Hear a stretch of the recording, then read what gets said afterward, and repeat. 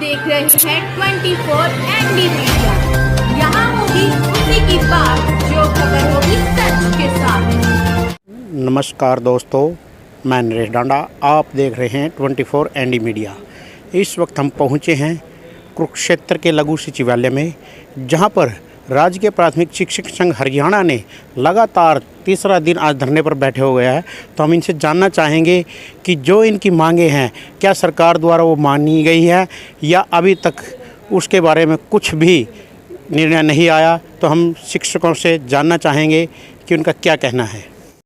जिंदाबाद जिंदाबाद निजीकरण मुर्दाबाद मुर्दाबाद मुर्दाबाद निजीकरण मुर्दाबाद मुर्दाबाद मुर्दाबाद हरियाणा सरकार मुर्दाबाद मुर्दाबाद मुर्दाबाद टीएमसी मुर्दाबाद मुर्दाबाद मुर्दाबाद। हमारा सबसे बड़ा विरोध यही है कि हमारे स्कूलों में जो शिक्षा व्यवस्था के नाम पर सरकार ने बच्चों से पैसे लेने शुरू किया ना, ये सबसे बड़ी हमारे लिए आरटीई के दायरे का आरटीई का उल्लंघन है। उसके पश्चात अब एक नया काम कर दिया कि पीपीपी के साथ जोड़ा जा रहा है। पीपीपी को हमारे स्कूलों के एडमिशन के साथ जोड़ दिया। जो बच्चे हमारे पास यूपी से आ रहे हैं, बिहार से आ रहे हैं, पंजाब से आ रहे हैं या किसी अन्य स्टेट से आ रहे हैं, हमारी सरकार, हमारी केंद्र सरकार ये कहती है कि कन्याकुमारी से लेकर के और जम्मू कश्मीर तक भारत है। क्या सिर्फ बोलने के लिए एक बच्चा यदि आ गया है, वो है तो हमारे देश का बच्चा। सर, आपका परिचय? सर, मेरा नाम राजेंद्र टंडन, मैं जिला प्रधान आरपीएस कुरुक्षेत्र। प्रधान जी, ये बताइए, जो लगातार 3 दिन से धरने पर बैठे हैं, क्या आपकी मांगे थी और अभी तक प्रशासन द्वारा या सरकार द्वारा क्या निर्णय लिया गया कुछ? सर, सबसे पहले तो मैं आपके चैनल को धन्यवाद देना चाहूँगा जी, जिसने समाज की इतनी बड़ी जो है आजकल ये न्यूज़ है समाज के सामने लाने का। Thank you sir. क्या हमारी जो आज की जो धरना प्रदर्शन चल रहा है, हमारा अनिश्चितकालीन के लिए हमारा धरना प्रदर्शन चला हुआ है, मैं आपको बता दूं, ये कोई हमारी तनख्वाह बढ़ाने का कोई या कोई और कोई फैसिलिटी लेने के लिए हमारा धरना नहीं रखा गया है जी। हमारा धरना है ये सरकार को जगाने के लिए है, सरकार को बताने के लिए है कि सरकार के क्या जो है काम होने चाहिए और संविधान में भी क्या कानून जो है सरकार के काम है। स्वास्थ्य और शिक्षा देना सरकार का पहला प्राथमिक दायित्व है जी। और सरकार जो है अपने इस दायित्व से पीछे हट रही है। स्वास्थ्य का बुरा हाल है और शिक्षा, हम सब शिक्षक हैं और शिक्षा के क्षेत्र में सरकार ने जितने भी स्कूल है हरियाणा के, इनको बंद करने का एक फैसला ले लिया जी। क्योंकि ये जो स्कीम ऐसी लेके आई है 134 जो है, ये 134A है, इसको इन्होंने इसका कार्यक्षेत्र बढ़ा दिया, इसका प्रारूप बढ़ा दिया और ये बोल रहे हैं कि भी बच्चों के पेरेंट्स को ये बोल दिया गया कि हम आपके बच्चों की फीस देंगे, आप अपने बच्चों को प्राइवेट स्कूल में दाखिल करिए। दूसरा, सरकारी स्कूलों में जो टीचर काम कर रहे हैं, टीचरों के पास नॉन टीचिंग के इतने कार्य दे दिए गए हैं कि टीचर चाह करके भी अपना पूरा समय बच्चों को नहीं दे सकता। कभी PPP है, कभी ये सर्वे है, कभी इलेक्शन ड्यूटी है और कभी बहुत सारे जो है काम दे दिए। और टीचरों को अभी जो है एक लेटेस्ट सरकार ने किया है कि 6 से 14 साल के जो है बच्चे को शिक्षा देना सरकार का फर्ज है। आरटी सरकार लेके आई थी, संविधान में इसका स्पेशल उल्लेख किया, 6 से 14 साल तक का बच्चा, चाहे उसके ऊपर आरटी सेंटर का आरटी, बिल्कुल बिल्कुल। और उसमें यह है कि 6 से 14 साल के बच्चे को, चाहे वो किसी धर्म का है, किसी जगह का है और चाहे वो भारत का होना चाहिए, कहीं से भी हो जी, उसको जो है निःशुल्क शिक्षा देना, निःशुल्क दाखिला देना सरकार की जिम्मेवारी है।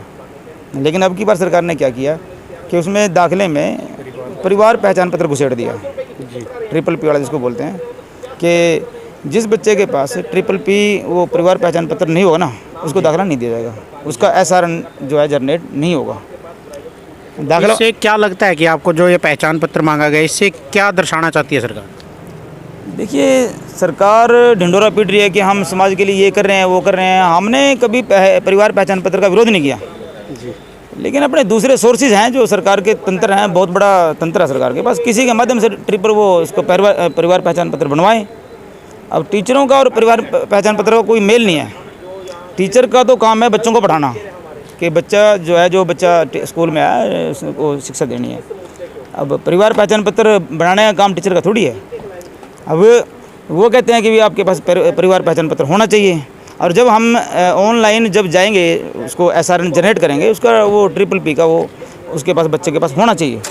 हमारे पास जो शहरी स्कूल हैं, शहरी स्कूल में बच्चे जो है ना वो माइग्रेटेड बच्चे आते हैं, कोई हरियाणा का है, कोई पंजाब का है, कोई उत्तरांचल का है, कोई बिहार का है तो वो भी भारत देश के बच्चे हैं, और सरकार का फर्ज बनता है कि उनको सभी को शिक्षा दे। तो उनके पास बहुत सारे बच्चों के पास ना आधार कार्ड हैं और ना परिवार पहचान पत्र हैं। सर, आज 3 दिन हो चुके हैं जिला स्तर पर शिक्षकों को बैठे, क्या प्रशासन की तरफ से कोई जवाब आया इस बारे में? बहुत ही सरकार के लिए शर्म का विषय है कि ये इतने पूरे मतलब ज़ोर शोर से हमने मांग उठाई है, लेकिन आज तक कोई भी अधिकारी, सरकार का कोई भी नुमाइंदा हमें आश्वासन देने के लिए नहीं आया, ये कहने के लिए नहीं आया कि भी हम जो है स्कूलों को बंद नहीं करना चाह रहे हैं। मतलब ऐसा हमारे को विश्वासन नहीं दिया गया। उल्टा हमें ये सुनने के लिए आ रहा है कि भी ये तो जो है ना टीचर जो है ना पढ़ाई से जो है ना बचने के लिए कार्य कर रहे हैं, जबकि हम सुबह 8 से लेकर के 2:30 बजे तक अपना स्कूल में समय देते हैं। स्कूल में ड्यूटी देते हैं। ड्यूटी देने के बाद हम यहाँ पर 3 बजे पहुँचते हैं मुख्यालय पर, और सभी ये केवल कुरुक्षेत्र में नहीं है, पूरे हरियाणा के मुख्यालय पर जो है ये धरना चल रहा है, और ये अनिश्चितकालीन धरना चलेगा। और सरकार ने अगर हमारी मांग जल्दी मानी तो ठीक है, नहीं हम फिर मुख्यमंत्री का घेराव करेंगे। Thank you sir. तो हमारे साथ कुछ और हमारे साथ टीचर्स भी हैं, तो हम उनसे भी जानना चाहेंगे कि इस बारे में इनकी क्या राय है। नमस्कार सर। नमस्कार जी। सर, आपका परिचय? मैं RPSS में जिला संरक्षक के पद पर हूँ। तो जैसा कि हमारा 3 दिन से धरना चला हुआ है, प्रधान जी ने इसके बारे में विस्तार से आपके सामने बताया। तो हम सरकार से यही मांग करते हैं कि एक तरफ तो सरकार दावा करती है कि हम निःशुल्क शिक्षा और सबको अनिवार्य शिक्षा का प्रावधान जैसे किया गया उसके तहत कार्य कर रहे हैं। दूसरी तरफ कहीं ना कहीं जैसे हमारा जो गरीब तबका या रोजगार की तलाश में दूसरे क्षेत्रों से हमारे प्रदेश में आए हैं, तो उनका इसमें क्या दोष है? वो एक देश के ही संविधान, एक देश के तंत्र के तहत इस देश में रह रहे हैं और अपना कार्य कर रहे हैं। तो उनके पास अब जैसे PPP का जो है परिवार पहचान पत्र जो है, अब दाखिले की प्रक्रिया के साथ उसको अटैच कर दिया गया है। पोर्टल जैसे ही अब ओपन हुआ है, पहले तो बात पोर्टल में बड़ी समस्या रही, तो दाखिले की प्रक्रिया बड़ी देर से शुरू हुई है, और देर से शुरू होने के बाद अब जिन बच्चों के पास, खासकर हमारे सरकारी विद्यालयों में 20 से 25% बल्कि इससे भी ज़्यादा संख्या माइग्रेट लेबर से संबंधित बच्चों की है, अब उनके पास ये PPP या परिवार पहचान पत्र है नहीं, तो वो दाखिला प्रक्रिया के अंदर उनकी ये अड़चन या मुख्य समस्या बनी हुई है, जिसके कारण ये बड़ी समस्या या बाधा आ रही है। अब ये शिक्षकों के सामने भी ये बाधा है।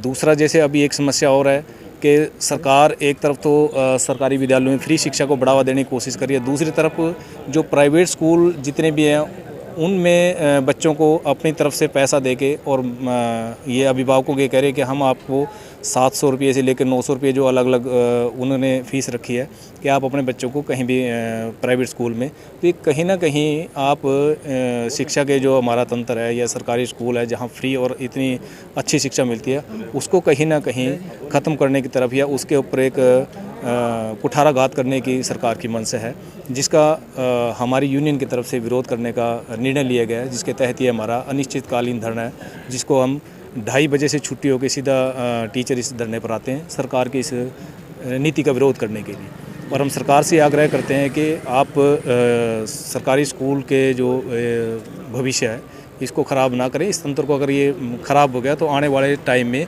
एक जो गरीब का बच्चा जो इन स्कूलों में आता है या आम जनमानस का जो बच्चा है उसके लिए कहीं ना कहीं ये शिक्षा एक बहुत भारी बन के रह जाएगी और ये कहीं ना कहीं इससे वंचित रह जाएंगे। अगर आपकी ये मांगे नहीं मानी जाती है सरकार के द्वारा तो आपकी अगली रणनीति क्या होगी? अगली रणनीति ये है कि कहीं ना कहीं हम अभी तो हमारे पूरे हरियाणा में सभी जिलों के अंदर जिला हेडक्वार्टर पर ये अनिश्चितकालीन धरना, तो सरकार को एक किस्म से हमें सचेत करने की तरफ ये अग्रसर हैं। अगर सरकार नहीं मानती तो हम पूरे राज्य स्तर पर भी इसका विरोध करेंगे, जो हमारा चंडीगढ़ मुख्यालय पर हो सकता है अनिश्चितकालीन धरना, और उसके बाद हम इसका राज्यपाल और मुख्यमंत्री के नाम फिर हम ज्ञापन देंगे, फिर हमारा इसका जो विस्तार है वो और भी बढ़ेगा। Thank you sir. नमस्कार सर, आपका परिचय? मैं नरेश फुले, थानेसर खंड प्रधान RPSS कुरुक्षेत्र। सर क्या कहना चाहोगे, लगातार 3 दिन से आप धरने पर बैठे हो लेकिन प्रशासन की तरफ से या सरकार की तरफ से अभी तक भी कोई भी आदेश जारी नहीं हुए, तो क्या कहना चाहोगे? देखिए, संगठन का काम है गलत नीतियों के प्रति अपनी नाराज़गी जाहिर करना और गलत बातों का विरोध करना। वो काम अध्यापक अब बखूबी कर रहे हैं। जैसा आप देख रहे हैं कि हम जो अपना कार्य का जो भी हमारा वर्किंग आवर्स हैं वो पूरा करने के बाद यहाँ पर विरोध प्रदर्शन कर रहे हैं। हमने इसी उद्देश्य से, ताकि शिक्षा का, बच्चों की शिक्षा भी बाधित ना हो और हमारी बात, हमारी मांग जो है वो भी उठती रहे, इसलिए हमने इसका समय जो है 3 बजे से लेकर 5 बजे तक का रखा है। लेकिन अगर सरकार अब भी सचेत नहीं होती और हमारी बात को नहीं मानती तो वो हम आगाह करना चाहते हैं कि हर अध्यापक, हर स्कूल का हर अध्यापक जो है तो एक ही कॉल पर जो है सड़कों पर होगा और एक बड़े आंदोलन की जो है सरकार फिर हमें लेकर जाना चाहेगी फिर, अगर वो इन बातों को नहीं मानती। सर, जो फर्स्ट दिन का आपका धरना था, अगर उसकी बात की जाए और आज की बात की जाए, जो अध्यापक यहाँ पर बैठे हैं काफ़ी संख्या कम है, तो कहीं न कहीं आपको लगता नहीं कि आपका जो धरना फीका पड़ता जा रहा है? नहीं, बिल्कुल नहीं। ये अभी मैं बताना चाहूँगा कि ये सिर्फ एक सांकेतिक धरना है। सिर्फ हम संकेत दे रहे हैं कि इसके बारे में हमारी कोई ग्राउंड से या फील्ड से कोई कॉल नहीं है कि आप सभी आएँ और सभी बैठें। तो ऐसी हमारी कोई कॉल नहीं है। सिर्फ ये हमारे प्रतिनिधि हैं, मुख्य प्रतिनिधि हैं, वो भी हमने जो है डिवाइड करके जो है उनको कॉल की हुई है, ताकि संख्या में जो है इस तरह से बुलाएं। जब भी कोई बड़ा प्रदर्शन होगा तो आप देखना कि एक एक अध्यापक, अध्यापिका जो भी है तो वो बाहर निकल के आएगा। अब हमारी पूरी कॉल नहीं है कि पूरा जो है अपना वर्किंग को छोड़ के हम इस तरह के कोई बड़ा, हम देखना चाहते हैं सरकार को, सिर्फ कि आगाही करना चाहते हैं कि ये जो आप निजीकरण की ओर जो है धकेल रहे हो, तो ये हम इसका पूर्ण विरोध करते हैं। Thank you sir. तो दोस्तों, आपने सुना, धरना प्रदर्शन जारी किया है। इनका कहना है कि ये अनिश्चितकालीन धरना है, जब तक सरकार इनकी बातों को नहीं मानती तो ये धरने पर बैठे रहेंगे और फिर भी अगर ये बातें नहीं मानी गई तो मुख्यमंत्री निवास स्थान का घेराव अध्यापकों द्वारा किया जाएगा और एक बड़ा धरने के रूप में एक जन सैलाब लेकर उभरेगा। तो आप देख रहे हैं 24 ND मीडिया, कैमरा पर्सन के साथ नरेश ढांडा की रिपोर्ट। जय हिंद, जय भारत। खबरों से जुड़ी हर अपडेट जानने के लिए हमारे चैनल को लाइक करें, सब्सक्राइब करें और ज़्यादा से ज़्यादा शेयर